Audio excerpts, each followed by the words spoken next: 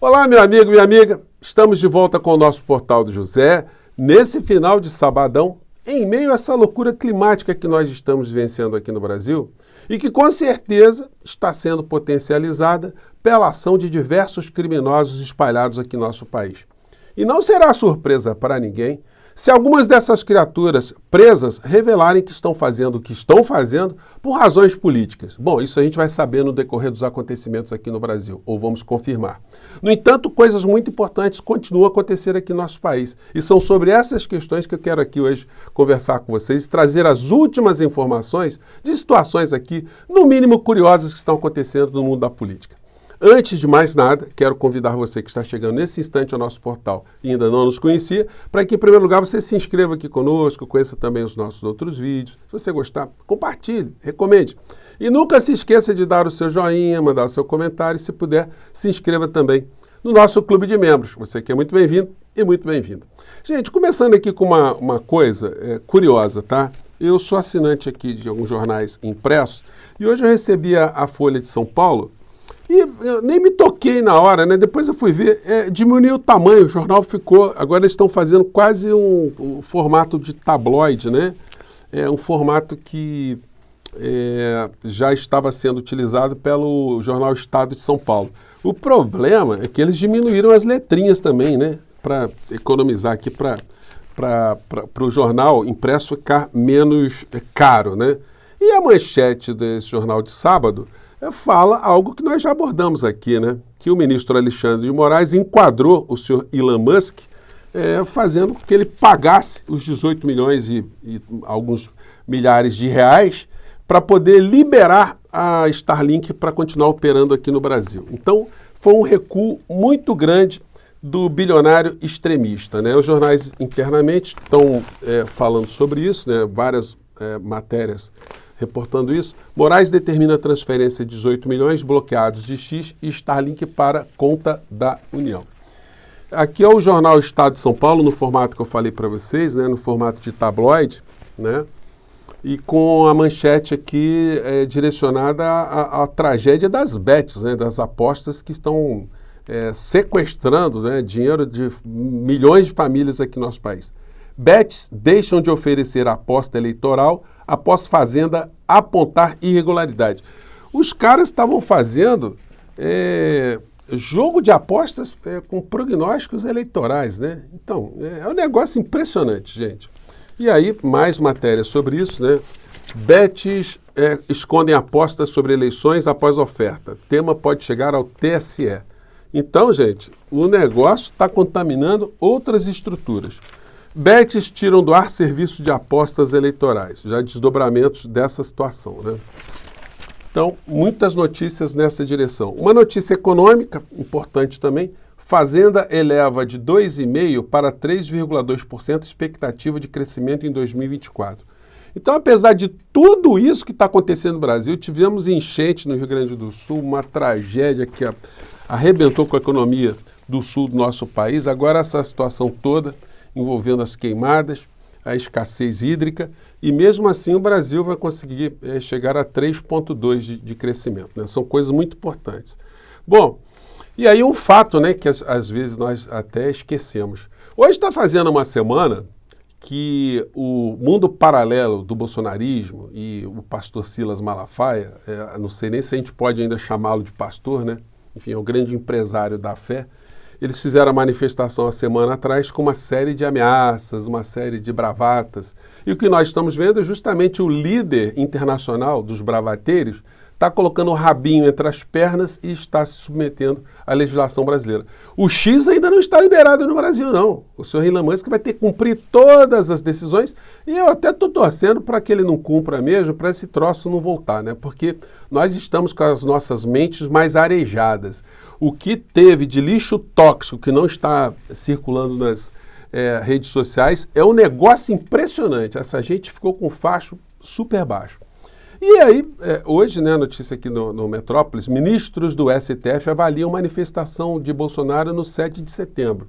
Então, pela notícia aqui, pela matéria, os ministros avaliaram, olha, o negócio foi fraquinho, Não deu para colocar medo em ninguém, não. E já não colocaria por mais gente que tivesse colocado na manifestação, porque é uma manifestação golpista. Então, não tem a menor condição, né? Não teria condição nenhuma de avançar. E agora, com esse fracasso político, o que resta a essas pessoas? Vão fazer outra para ficar menor ainda? E nós estamos vendo que eles fazem uma manifestação, o ministro Alexandre de Moraes endurece do outro lado. Gente, quando eles estavam no poder, eles não conseguiram destruir o que eles estavam querendo destruir. Não será agora que eles estão nus que eles vão fazer alguma coisa, né? Então, enfim. Filas estão andando, apesar do Procurador-Geral da República continuar no modo cágado, no modo tartaruga, né? Bom, e aí uma coisa interessante também, de estar aqui sempre com vocês, de ter esse nosso espaço, são as oportunidades que nós temos de revelar verdadeiras iniquidades. Eu abordei, desde quando eu tomei conhecimento da decisão, o fato do desembargador lá no Paraná ter dado uma decisão abjeta para dar o direito de um preso, no caso o assassino de Marcelo Arruda, porque tem um projétil na cabeça e tal, de se tratar em casa. Bom, por razões humanitárias, o direito nosso permite que aconteça isso. Uma pessoa está muito enferma numa penitenciária, ela tem um direito humanitário de uma situação melhor. Mas o desembargador, ele entrou no mérito. Ele começou a fazer análise sobre a vida, o perfil psicológico, o perfil moral do morto, e aliviando a situação do assassino. Ou seja, eu fiz uma representação lá no Conselho Nacional de Justiça, mandei e-mail para eles lá também, e eu estou vendo que outros canais estão reverberando esse fato. Para minha satisfação, vi o Reinaldo Azevedo na sequência. Gente, nem sempre a gente influencia alguma coisa, né? Muitas vezes são coincidências, são pessoas que estão ligadas, né? Acredito que tenha sido mais esse o caso do Reinaldo também. Mas é muito importante que as pessoas tenham essa conexão com fatos importantes que estão acontecendo no Brasil, né? Então eu quero compartilhar aqui com vocês uma análise rápida aqui numa fala de Reinaldo Azevedo. Não, a questão política aí não é dizem que. Estou longe de política. Para mim isso não me interessa. O que interessa é o comportamento que eu assisti. O comportamento que eu assisti foi ele, Guaranho, repelindo uma injusta agressão. Eu vou dizer de novo. O Guaranho foi uma vez à festa do Arruda, foi morto. Porque ele não queria lá uma festa com o tema do PT. Foi expulso de lá. Voltou armado. Matou. O doutor acha que ele só estava repelindo uma injusta agressão. Agora, olha, ainda, presta atenção, isso é muito grave, ainda que se chegasse à conclusão de que era isso mesmo, esse não era o momento do juiz se pronunciar assim. Até porque quem vai julgar é o júri. Não será ele. É o júri que vai julgar crime de morte, com agravante. Ele não pode ser juiz, ele não poderia ser, o Arthur Coven ou Larissa Alves, ele não poderia ter se comportado como juiz, nem mesmo do assassino. Não lhe cabia. Não lhe cabia. É um caso escancarado esse para ser levado ao Conselho Nacional de Justiça. Bom, eu dei minha modesta contribuição, acionei 2 vezes, espero que os advogados da família tenham acionado o Conselho Nacional de Justiça e espero que o programa do Reinaldo, que tem muita audiência, é muito escutado pela comunidade jurídica também, tenha chegado ao Conselho Nacional de Justiça, né? E o Reinaldo nem avaliou o perfil do desembargador, né? Ele tem uma penca de problemas também que são absolutamente incompatíveis para o exercício de alguém que está julgando alguma coisa em qualquer lugar aqui no nosso país. Pois bem, nós vamos ver desdobramentos dessa história com certeza. Procurados da Justiça pelo 8 de janeiro se lançam candidatos e fazem campanha sem ser presos. Eu recebi muitos comentários aqui no nosso portal para falar sobre isso, né? Enfim, eu comentei aqui no nosso chat, quando eu interajo ao vivo aqui com vocês, que são situações que não se comunicam. Enquanto uma pessoa não tiver uma sentença penal condenatória, ela pode disputar as eleições. O fato é o seguinte, é que essas figuras tinham uma prisão decretada em relação a eles. Na hora que o cara vai fazer inscrição no partido, vai fazer vai fazer o registro dele para disputar as eleições, essa condenação, que é o impeditivo, não aparece. Portanto, o cara pode disputar a eleição, só que ele está sendo perseguido pela polícia. Como é que fica essa história? Como é que fica? Não, como é que está ficando, né? Polícia Federal prende candidato a vereador procurado pelo 8 de janeiro. Então, um já dançou hoje. Os outros dois já estão fugidos. Não vão pedir voto em lugar nenhum, vão ser presos também. Porque isso é um assinte total, né? As normas aqui no nosso país, a estrutura do Poder Judiciário, enfim, as nossas leis, a moralidade, né? Enfim, então, um já está no chilindró e os outros dois que estavam, ao invés de ficarem foragidos, se expuseram, vão entrar pelo cano, né? Bom, arrematando aqui algumas situações de um assunto que eu tratei com vocês no nosso papo anterior, que repercutiu bastante, está circulando bastante por aí. O fato do inelegível ter falado que se ganhasse a esquerda, que na verdade não é esquerda, né? Seria o peronismo, o progressismo na Argentina, que os argentinos fugiriam para o Brasil. Pois bem, ganhou Milei e os argentinos estão vindo em massa para o Brasil para comprar comida, porque a comida aqui está em média 50% mais barata que na Argentina.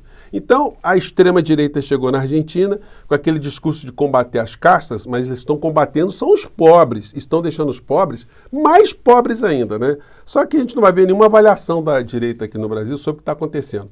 O que a gente vê são os lunáticos. Eu mostrei para vocês um trecho de um cara que vem fazer compras aqui no Brasil e disse que nós estamos vendo aqui um país socialista, um comunismo, né? E que ele repudia isso, mas está vindo fazer comprinha aqui, né? Como é que a gente pode classificar esse nosso irmão, esse de vagabundo? É o termo, é o melhor vocábulo que a gente pode colocar para ele, né? Vamos acompanhar aqui. Insumos para el día a día, los alimentos. Ah, ¿van a comprar alimentos? Sí, en Brasil. ¿Porque son más baratos? Y la verdad que sí, son más baratos. Igualmente en Brasil hay mucha inflación, viste que ahora entró Lula y con el populismo, el socialismo, la verdad que hace que se desmorone todo. Cualquier país se hace mierda con el socialismo. ¿Pero están yendo a comprar allá? Sí, estamos yendo a comprar allá. Sí, estamos yendo a comprar allá. Gente, não é um vagabundo, me desculpe usar a expressão, né? E aí a matéria vai mostrando aqui a fila de carros gigante de pessoas vindo aqui para o Brasil para fazer compras em supermercados. Quem se deu bem foi o dono do supermercado que anteviu o que ia acontecer, criou um mega supermercado lá na fronteira, né? E aí a gente vai vendo situações, no decorrer da matéria, o jornalista ele vai fazendo uma ferição dos preços de produtos básicos que ele encontrou no supermercado brasileiro lá em Foz do Iguaçu. Vejam aqui esse trecho. Estamos recorriendo algunos supermercados brasileños para comparar precios. La verdad que es sorprendente. Ahora les voy a pasar a mostrar algunos productos. Es increíble la diferencia de precio con la República Argentina. Una docena de huevos, 8 reales. Aí ele está aqui. Respecto a Argentina. Miel de tomate. Ele não faz a conversão na hora, 3 reales. mas ele está mostrando aqui os produtos, né? São produtos que se consomem assim, que a gente poderia dizer produtos da cesta básica na Argentina. ¿Mucho argentino? E aí pergunta aqui para a senhora, muito argentino, ó. Litro de leche, 6 Bom, ele vai verificando aqui o preço de muitas coisas. Aí no decorrer da matéria, eles fazem aqui uma comparação. Como é que estão os preços no Brasil e o preço na Argentina. Olha, só pegar a dúzia de ovos aqui. No Brasil, onde ele foi aferir lá no supermercado, estava R$8 uma dúzia de ovos, o que seria equivalente a 1.624 pesos aqui no Brasil, se fosse usada a moeda do peso. E na Argentina, 3.100 pesos, né? O dobro, né, gente? Eles vão pegando aqui vários produtos. Olha o tomate, a diferença do tomate. 609 aqui, 5.700. Vários produtos. 5.700 pesos na Argentina. Casi 10 vezes. Aí eles vão pegando vários produtos, gente, ou seja, que mostra o que está acontecendo por lá. E aí os âncoras lá, eles vão assim, impressionados com o que está acontecendo e como Milei está esfolando os nossos irmãos argentinos com as políticas neoliberais por lá, né? E nós veremos, porque olha só que coisa incrível, né? essa matéria que a TV argentina está fazendo vai simplesmente espalhar para as pessoas que não estavam tendo essa noção que era possível se fazer isso, ou que é possível fazer isso. Então, daqui a pouco a gente vai ter uma horda gigantesca de argentinos vindo para os supermercados brasileiros para fazer isso que alguns argentinos já estão fazendo, já sem muita propaganda, né? E se o nosso portal chegar lá na Argentina também, eu acho que muita gente vai se tocar, vai começar a se deslocar para a região ali para começar a fazer compras, né? Gente, eu fico por aqui, vejam só o que a extrema-direita fez, né? Com os nossos irmãos e do que nós livramos o nosso país em 2022. Eu fico por aqui, um grande abraço, até o nosso próximo encontro. Tchau!